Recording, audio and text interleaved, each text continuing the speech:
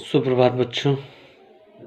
आज हम पढ़ेंगे क्लास 6 का धर्म शिक्षा में जो हमारी दूसरी चैप्टर है संध्या और उसकी तैयारी। सबसे पहले हम बात करेंगे कि संध्या किसे कहते हैं। संध्या का मतलब मिलन या फिर जोड़ना, मिलना या फिर जुड़ना या जोड़ना। तो संध्या जिस क्रिया के द्वारा, ऐसी कोई भी क्रिया जिसके द्वारा हम परमात्मा का फलीबात स्मरण कर सकें, ध्यान कर सकें, उसे हम संध्या बोलेंगे, उसी को हम संध्या कहते हैं। ये जो हम चैप्टर पढ़ रहे हैं ये संध्या कैसे करें इसकी तैयारी के लिए पढ़ रहे हैं।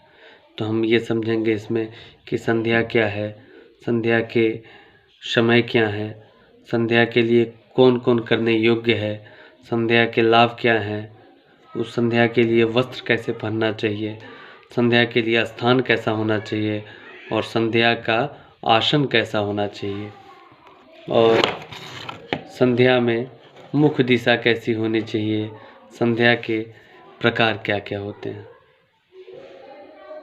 चूँकि हम संध्या की कैसे करें इसकी तैयारी अभी पढ़ रहे हैं, संध्या के मंत्र नहीं पढ़ रहे हैं, उसकी तैयारी अभी पढ़ रहे हैं।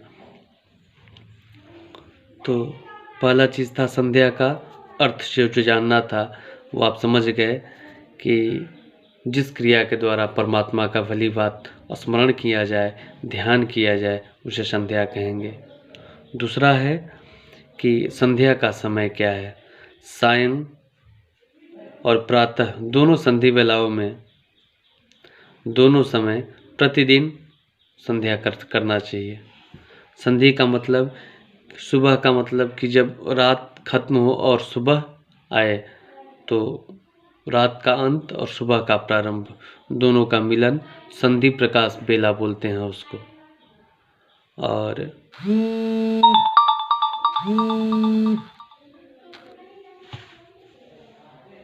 उसके बाद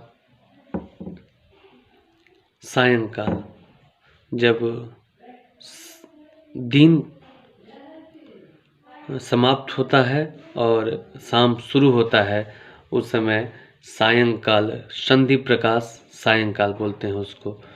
तो वही संध्या का दो समय है, सुबह और शाम। इस समय संध्या करना चाहिए। और संध्या करने के अधिकारी कौन कौन हैं? बच्चे से बूढ़े तक सभी स्त्री पुरुष संध्या करने के अधिकारी हैं। संध्या करना सब मनुष्यों का परम कर्तव्य है, उन्हें करना चाहिए। इस शरीर को हमारे तन मन को देने वाले ईश्वर हैं, उनके प्रति कृतज्ञ रहना चाहिए। और कृतज्ञता को प्रस्तुत करने के लिए हम ईश्वर का स्मरण करते हैं, ध्यान करते हैं। चौथा हो गया कि संध्या के लाभ क्या क्या हैं। सुख शांति की प्राप्ति होती है, धर्म अर्थ काम और मोक्ष सिद्धि, स्वास्थ्य, आयु और यश की वृद्धि तथा बुद्धि का विकास होता है। इसलिए हमें संध्या अवश्य करना चाहिए। संध्या के लिए वस्त्र कैसा होना चाहिए? स्वच्छ होना चाहिए, पवित्र होना चाहिए, पावन होना चाहिए तथा ऋतु के अनुकूल होना चाहिए। ऐसा नहीं कि अभी गर्मी का मौसम चल रहा है और हम, या ठंडी का मौसम चल रहा है और हम सिर्फ एक पतले कपड़े पहन के संध्या करने बैठ जाएं। ऐसा नहीं, मौसम के अनुसार, ऋतु के अनुसार आप वस्त्र धारण करें जिससे आपको ठंड न लगे। और सफ़ेद वस्त्रों की परंपरा अधिक है कि संध्या करते समय सफ़ेद वस्त्र पहनना चाहिए। लेकिन फिर भी अगर सफ़ेद वस्त्र उपलब्ध न हो तो परेशान नहीं होना है, कोई भी ऐसे वस्त्र इच्छा अनुसार आप पहन सकते हैं। सिर्फ स्वच्छ होना चाहिए और सफाई होनी चाहिए। और संध्या का स्थान शुद्ध पवित्र स्थान पर, एकांत स्थान में बैठना चाहिए, ऐसे जगह पे जहाँ आप अकेले रह के ईश्वर का स्मरण कर सकें, ध्यान कर सकें, जहाँ मन आसानी से ईश्वर के प्रति एकाग्र हो सके। घर हो, फिर बागीचा हो या मंदिर हो, नहर हो, नदी का किनारा हो आदि, जहाँ कहीं भी आप ईश्वर के प्रति एकाग्र हो सके। और संध्या का आसन वो कुशा, ऊन, कपास, रेशम का सुखद आसन, उस पर सिद्धासन या पद्मासन या सुखासन लगाकर शरीर को सीधा और स्थिर करके बैठना चाहिए। और संध्या के 19 मंत्र हैं, उन सबका जाप कर, मंत्र का उच्चारण कर आपको संध्या करना चाहिए। संध्या में मुख्य दिशा जो है वो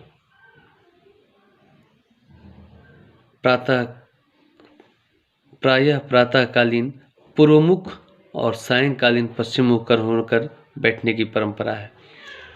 जब संध्या करने बैठते हैं तो सुबह सुबह जो हम संध्या करते हैं उसके लिए प्रातःकालीन पूर्व के तरफ, और सायंकाल जो बैठते हैं वो पश्चिम के तरफ।